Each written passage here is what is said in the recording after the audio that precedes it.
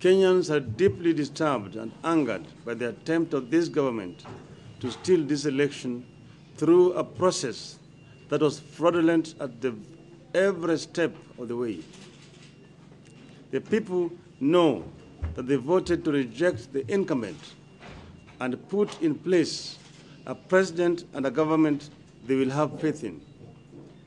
That is why they have elected me as the president. Despite this deeply flawed process, the result of the presidential vote was still in our favor. At the same time, voters rejected overwhelmingly the Kibaki administration, ejecting 20 of his cabinet ministers.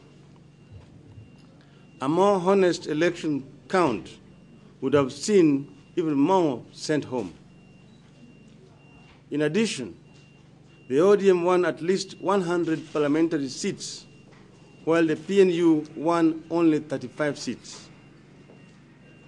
There cannot be a more severe indictment by the people of a sitting government. This government has lost all legitimacy and cannot govern. Despite all our deep concerns, I want to appeal to the people to avoid taking the law in their own hands and exercise patience as we await an honest count of the votes. Yesterday, the ODM Honorable Musalia Mudavadi, we made the same appeal for calm and avoidance of any acts that could lead to the chaos. This great nation of Kenya is greater than all of us, and I want, therefore, to appeal to our people to exercise restraint. Our nation must be a nation that respects the rule of law and order.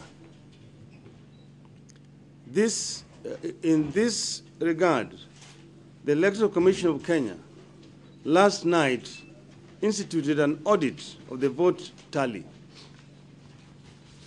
But this limited audit cannot possibly address the multiple levels of fraud that has been committed by this administration.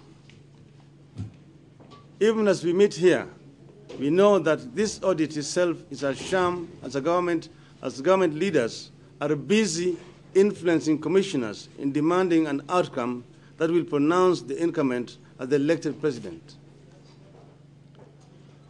I therefore ask that this current exercise and impasse can only, I therefore ask that this current exercise and impasse can only be resolved through a national recount in Nairobi under the full glare of media watchfulness and the involvement of election observers. Only such a process will assure Kenyans that this was a credible election. Finally, I wish to appeal to President Mwai Kibaki to acknowledge and respect the will of the people of Kenya and honorably concede defeat.